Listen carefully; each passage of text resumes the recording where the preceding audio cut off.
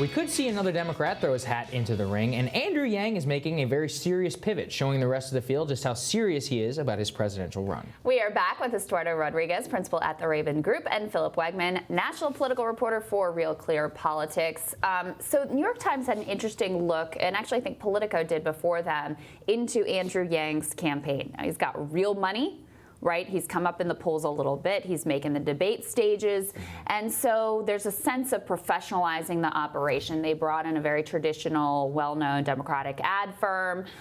They've changed some of the staff, brought in some, seasoned campaign hands. And we talked about this a little bit last week. It showed up in their latest ad buy that they put out.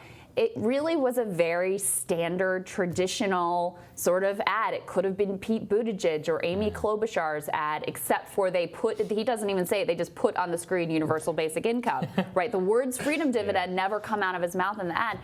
Estuardo, I wonder what you make of this kind of pivot. Well, as long as they don't put a tie on him, I think that's what somebody else said. Exactly what our panel last week said. Yeah. Right. I mean, that's his look. But I think that is a very clear danger for him. I mean, the excitement and energy around him is based on him, pushing back against what DC expects.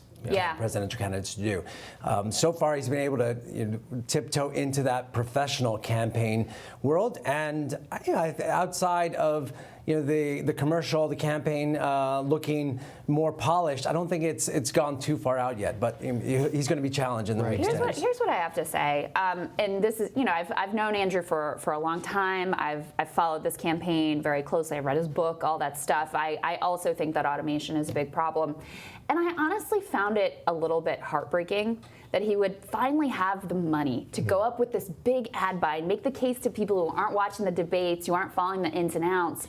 And when he has that moment that he's worked so hard for, that he doesn't actually go and make the case for what this core argument of his campaign was about. I found that a little sad, honestly. Yeah, it's underwhelming, like you said, but it's going to be really hard for Andrew Yang to pivot away from free money. I mean, this is the core of his campaign. It's not going anywhere. I think that is going to remain.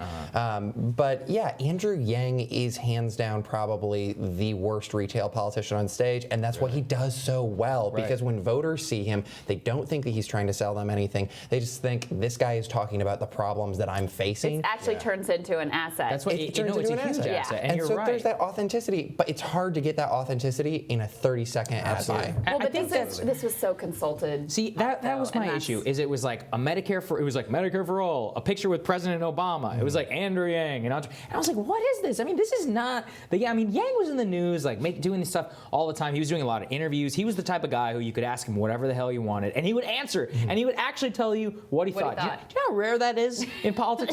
These guys that we interview. You're gonna have to wait for the second commercial. Right. Yeah. I think the first commercial has to be him saying, "I am not scary. I'm a normal person." So that's what the consultants have been telling him. Do you think that that's the right? I mean, no. We'll find out. $10 million. Right. $10 million by being authentic. But for those voters who don't know and are looking at Biden as a safety, here's another guy who people have been hearing something about, and here's a commercial that's presenting him as non-scared. Non-threatening to the basics of their life. So I think it's going to matter what that next commercial is about. Hopefully he brings it back, but the first one, I get it. You want to introduce something as a safety. Everyone who really loves you already knows who you are, and they're going to be fine. They lean into this whole job creator thing. I'm like, dude, Michael Bloomberg's getting into the race. That's not the lane that you're going to be able to compete in. Speaking of business people getting into the race, Deval Patrick is now, the latest to, I guess, respond to the elite donor panic about the Democratic field, which the voters do not share, but this very, select group apparently does. Former Massachusetts governor, Bain Capital guy, vice president at Coca-Cola, vice president at Texaco. Yes. Estuardo, bringing oil and gas back. What's the thinking here? Well, I think we're going to continue to feel the pressure from the establishment that we're not excited yet about Buttigieg, and so I think it's fine. Deval Patrick, we actually had a conversation in house a few weeks ago with him where he said he wasn't going to run at all. Yeah. So the pressure that he felt is clearly within the last 2 weeks. Interesting. That the meetings came together. So what I think is interesting, where I see it, at least to test the water. It's to your point, which is that the Wall Street guys love Buttigieg, but you don't have to be blind to look at a crosstab sheet and see zero support amongst African Americans and in the Latino community. Right. So they're like, oh, well, we need a pro-Wall Street guy who can appeal to black voters. I mean, that really is kind of why I think so much of the pressure on Deval Patrick has been pressure. And I mean, again, it's a misreading of the case, right? Which is that it's the ideology itself which is not landing amongst a lot of voters. I mean, I'm looking forward to Deval Patrick defending Ben Capital with Joe Biden on stage. Right. But I think that you diagnosed this correctly, because he can be competitive in New Hampshire. And not only can he be competitive there, he can also be competitive with the black community in South Carolina. Exactly. Obviously, the Democratic establishment, they always get jitters when it comes to their candidates, and with some good reason. This year so far has been, in different ways underwhelming, and then also they are terrified of a repeat in 2016. Is Deval Patrick going to be the person who can come in at the last minute? I doubt it, but what this shows is that 3 months out, they're still afraid. The donors are panicking. They're making that South Carolina case. I don't know if I buy it, because it's not, I mean, there are other candidates of color in the race. That's exactly what I was thinking. Black South Carolina voters are not like just looking at, let me vote for, for the person of color. They like Joe Biden because his record with President Obama. He's a known commodity, et cetera, et cetera. So there's a comfort level there.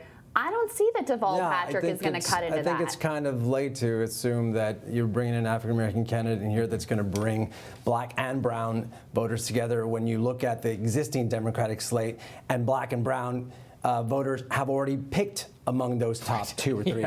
Even Julian Castro in his own state is going to have a challenge there. Booker and Harris, we've already talked about their numbers with diverse communities. So Deval Patrick, I don't know if he's really going to resonate with the black and brown voters that he probably cannot relate to. I agree with you. I'm saying I see how the Wall Street people. That's how they're looking at it. That's how they're like, oh, he's got the same color. And I'm like, guys, Kamala Harris and Cory Booker, how are they doing in South Carolina? It's what they really want is that they're so terrified because they see Joe Biden and they see some of his failings. But I think so much of this, and I hate to play the Joe Biden defender, but like the guy has rock solid support amongst diverse communities. I mean, there's just no question about it. And now he's leading in New Hampshire. It's one of those things, Phil, where so much of it is just because he's not articulate that they can't actually see that so many actual voters do support him. And look, I don't agree with it, but I understand why it happens. And at this point, what we're finding now is that, Joe Biden is a bit of a juggernaut in that he can't destroy himself with his own gaffes. This is a candidate who seems to be able to say so many different things at this point.